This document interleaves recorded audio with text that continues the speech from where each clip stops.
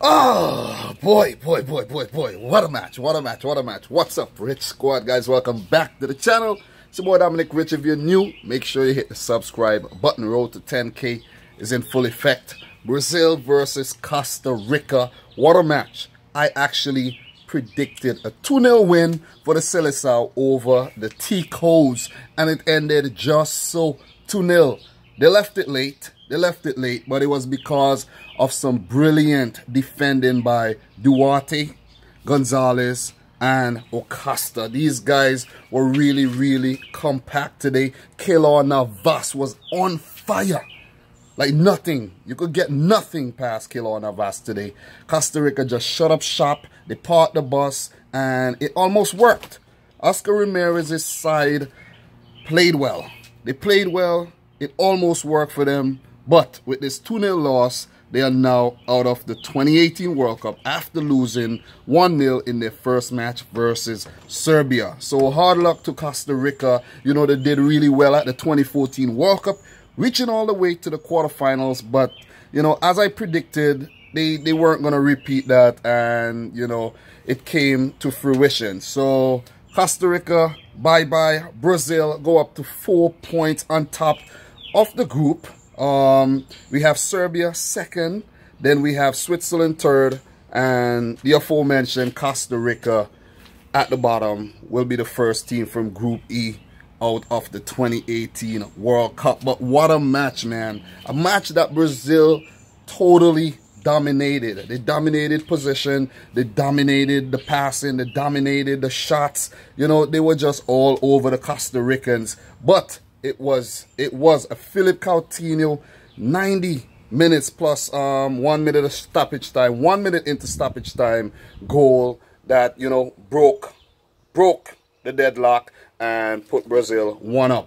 You know, it was a dangerous ball in. It was headed down into the path of Gabriel Jesus. He couldn't keep it under control, and Philip Coutinho, with good presence of mind, just ran in, hit it first time, goes through Navas's legs, and Brazil celebrates like they have just won the freaking World Cup. This is, you know, how much it meant to them, because if they picked up one more point in this another one-pointer, it would have been disaster in the Brazilian camp, and Tite would have been coming under some really, you know, tough criticism. Because after all, guys, this is Brazil. Everyone expects them to do big thing at the World Cup. Everyone expects them to win. But the game wasn't short of drama, though. It was not short of drama.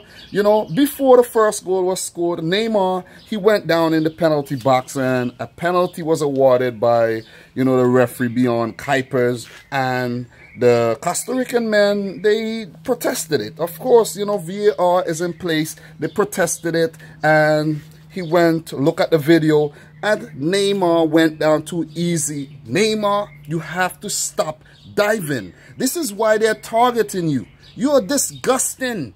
He is a disgusting player, and I'm just realizing that. I like Neymar. I like his skills and his tricks, but I'm realizing the players don't like him. The players don't like him, and he didn't even pick up a yellow card for that. That's the other thing. If you're going to review it and you're going to overturn it, Neymar has to be booked. You know, so the penalty was taken back, and this was the first time it has happened after 5 penalties was given through VAR so far at the 2018 World Cup. But Neymar, you gotta stop diving. You just diving. You know what I'm saying? Like I don't like this. I really don't like this side of the game at all. But the second goal, you know, Costa Rica, they were already you know, their hearts had just dropped after they defended for 90 minutes, and, you know, they succumbed to that Philip Coutinho goal, and then they were just left wide open. You know, they were trying to actually equalize, but they just didn't have the firepower to do so today. You know, they just didn't have it in them, and it left them open. Douglas Costa set up Neymar, who scored the game's second goal, and he had an emotional meltdown. He went down on the field, you know, he's crying, you know. It meant the world to Brazil, because this victory is big. This is like the penultimate game of their, you know, group stage campaign. Like, if they drew this game, they would have been stuck on 2 points. 2 points. And then Serbia and Switzerland, you never know what could have happened in that game. And then, you know, we have Switzerland playing Costa Rica last, and then Brazil playing against Serbia. So you never know what's going to happen. So you don't want to leave it till the last day. You don't want to do that. So Brazil now up 4 points, you know, put themselves in a really good position for when they face Serbia, who, you know, they will just need, they will need a W. They will need a W. They will definitely need a W. Brazil should have won this game by way more goals. It could have been more, but the difference today, Keylor Navas. But my man of the match today, I'm not gonna give it to Neymar. I'm gonna give it to Philippe Coutinho, because he was the more level-headed of the two players. Neymar, you know, he soaks up the attention and he makes everything about him, you know. But then again, he's a big player. He's a big player. He's a big match player, and that's always gonna be the case. But as I said in my preview videos, he takes away the limelight from Philippe Coutinho, who I actually think is more dangerous. He is more dangerous. If you really look at it, guys. Look at it. I know you might say, "Oh, shut up," you know, but look at it. Philippe Coutinho scored 2 goals. You know, he's not getting caught up in the whole, you know, BS that Neymar is going on with.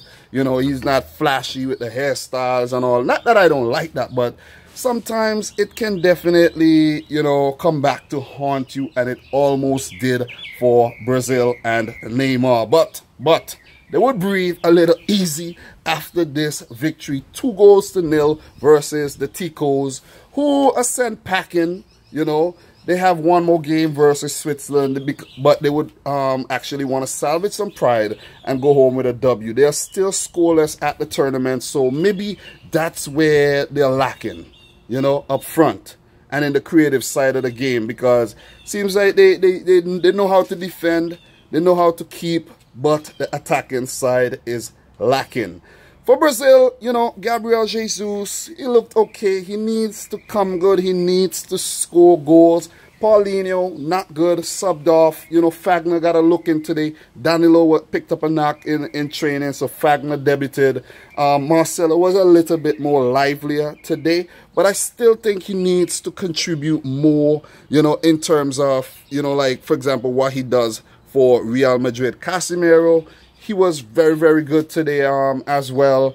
João Miranda and Thiago Silva didn't have much to do, but whenever they had something to do, they kept it under control. So all in all, man, you know, how would I rate this Brazilian performance? They have to score. They have to score. They have to be more incisive. Well, how more incisive could they get? But they have to definitely, you know, put it in the back of the net more and not just straight at the goalkeeper. But then again, Keylor Navas was brilliant. You know, he was really brilliant.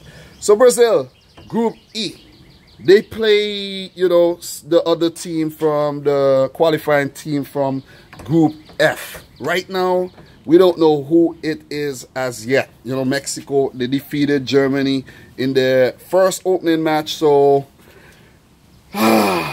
Mexico don't want to meet Brazil. They don't want to meet Brazil. Mexico would fancy meeting a Switzerland or Serbia. It looks like we might see a Brazil-Germany showdown in the round of 16. That will be one match to look forward to. But guys, if you think this one is shaping up to be just so, let me know in the comment section down below. But I think that Brazil, you know, with all the firepower that they got, with all the talent on the bench, talent on the field, a manager like Tite who has came in and just transformed this team, they have to live up to our expectations, and they have to kill off smaller teams like Costa Rica. You know, a CONCACAF nation has only picked up a result at the World Cup versus Brazil. You know, I think it was at the 2002 World Cup, or I might be wrong, but it's one of the, it's a World Cup that Mexico kept them to a 0-0 draw. I can't remember the exact World Cup. If you do, let me know down below. But I think Guillermo Ochoa, he was really good in that match. But Brazil, you have to kill off teams. Stop playing with your food. But guys, if you're new to the channel, make sure you click the subscribe button, smash the thumbs up button. Let me know if I missed any big talking points in the comment section down below. And until next time, peace out, Rich Squad.